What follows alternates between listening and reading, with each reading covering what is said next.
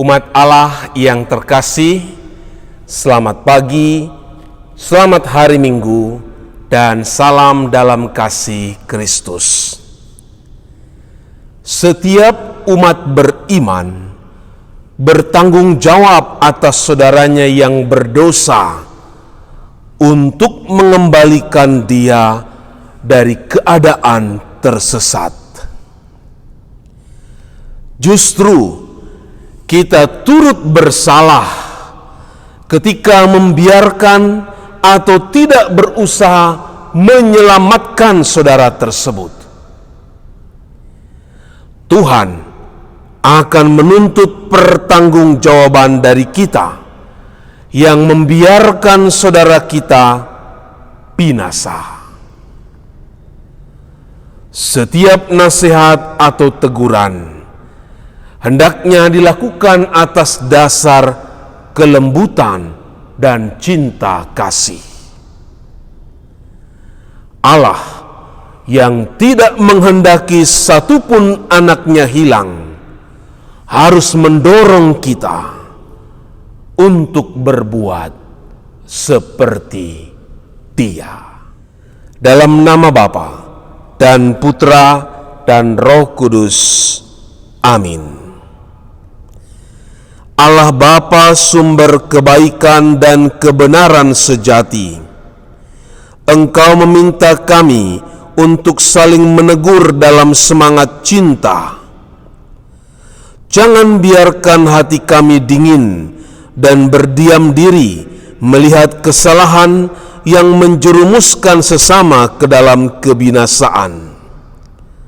Semoga kami semakin tekun bersekutu, mendengarkan sabdamu, dan saling membangun iman dengan pengantaraan Yesus Kristus, Tuhan kami. Amin. Tuhan bersamamu dan bersama rohmu. Inilah Injil Yesus Kristus menurut Matius. Dimuliakanlah Tuhan.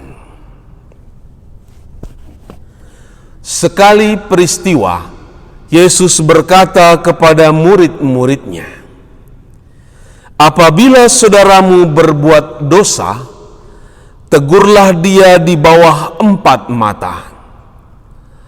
Jika ia mendengarkan nasihatmu, engkau telah mendapatnya kembali. Jika ia tidak mendengarkan engkau, bawalah seorang atau 2 orang lain, supaya atas keterangan 2 atau 3 orang saksi, perkara itu tidak disangsikan. Jika ia tidak mau mendengarkan mereka, sampaikanlah soalnya kepada jemaat. Dan jika ia tidak mau juga mendengarkan jemaat, pandanglah dia sebagai orang yang tidak mengenal Allah, atau seorang pemungut cukai.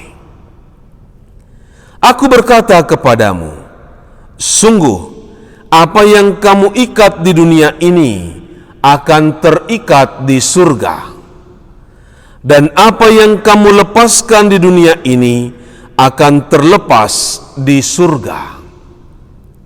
Dan lagi, aku berkata kepadamu, jika 2 orang di antaramu di dunia ini sepakat meminta apapun, permintaan mereka itu akan dikabulkan oleh Bapa-Ku yang di surga. Sebab di mana 2 atau 3 orang berkumpul demi nama-Ku, Aku hadir di tengah-tengah mereka." Demikianlah Injil Tuhan. Terpujilah Kristus.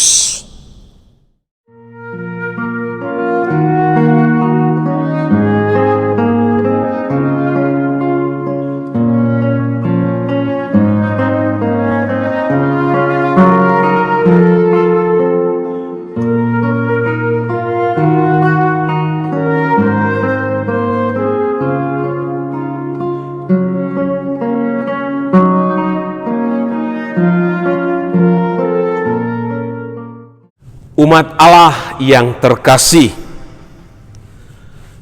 jatuh ke dalam kesalahan bisa terjadi pada setiap orang.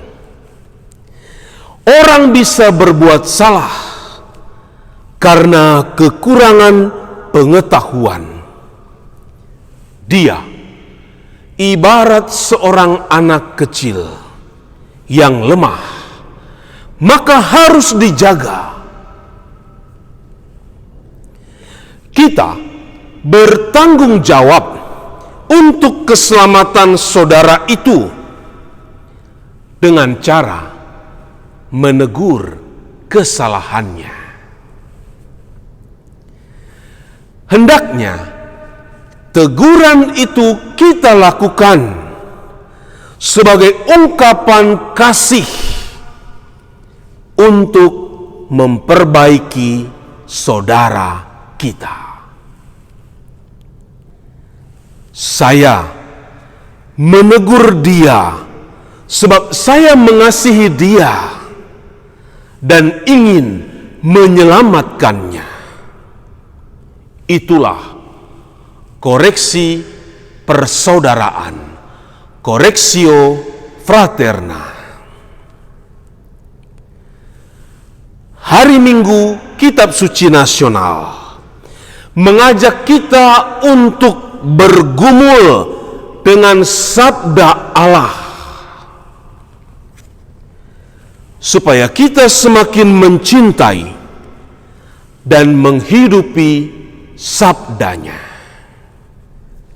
Kita diundang untuk memasyarakatkan budaya pengampunan seperti Bapa kita yang Maha Pengampun itu, lewat perilaku hidup, bukan kata-kata manis di mulut. Sebuah paradigma berpikir baru dalam rekonsiliasi atau perdamaian Yesus ajarkan kepada kita, yaitu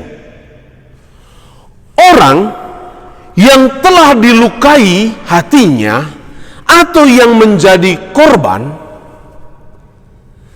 dialah yang mengambil inisiatif atau langkah pertama untuk merajut kembali persaudaraan.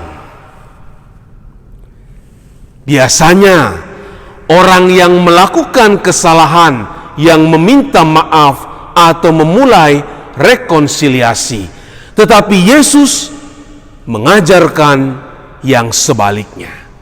Yang menjadi korban, yang paling disakiti, itulah yang harus mengawali perdamaian. Bukan orang yang melukai, melainkan yang dilukai yang menjadi inisiator untuk memulihkan keharmonisan komunitas. Jika kita melakukan hal itu, kita memiliki hati yang besar seperti Bapa yang di surga. Kita perlu belajar etika mengampuni dari Yesus. Berbicaralah dengan orang itu dari hati ke hati, heart to heart, agar ia menyadari perbuatannya yang keliru itu. Pendekatan empat mata harus dilakukan dengan tujuan jangan dijadikan hal itu diketahui oleh umum, apalagi sampai mewartakan ke seantero saudara yang lain. 2 atau 3 orang saksi yang diajukan pun haruslah sahabat dari orang itu. Maksudnya supaya tidak menghakimi, melainkan menyadarkan kesalahan dia. Yesus menerima orang berdosa dan pemungut cukai seperti apa adanya dengan penuh hormat dan kasih persaudaraan, sehingga perjumpaan dengan mereka dipestakan dalam suatu perjamuan. Inilah petunjuk bagi kita tentang cara bergaul dengan orang yang tidak mau menerima nasihat jemaat. Berarti ada pendekatan dari kita, usaha kita untuk mendapatkan seorang saudara yang berbuat dosa terhadap kita. Harus seperti pendekatan yang Yesus lakukan. Pribadi manusia harus selalu disanjung tinggi dan membantu dia untuk mengoreksi kekurangannya dengan pendekatan yang penuh rasa hormat dan kasih. Sungguh pun hati kita masih merasakan sakit akibat perbuatannya. Tugas kita yang lain ialah mendoakan pertobatan sesama, supaya hatinya terbuka untuk menyadari kekeliruan yang dilakukannya. Tuhan Yesus Kristus, hatimu begitu lembut dan selalu mencari domba yang hilang untuk menyelamatkannya. Kami ingin meniru Dikau agar bisa menasihati saudara dalam cinta kasih untuk mengembalikan saudara ke dalam kesatuan komunitas. Dikaulah Tuhan yang penuh belas kasihan dan pengampunan, sekarang dan selama-lamanya. Amin. Tuhan bersamamu dan bersama rohmu. Semoga saudara-saudari semakin bertekun merenungkan sabda Tuhan, dan kita semakin mampu mengampuni orang yang berbuat salah kepada kita. Saudara-saudari diberkati oleh Allah yang Maha Kuasa, Bapa dan Putra dan Roh Kudus. Amin.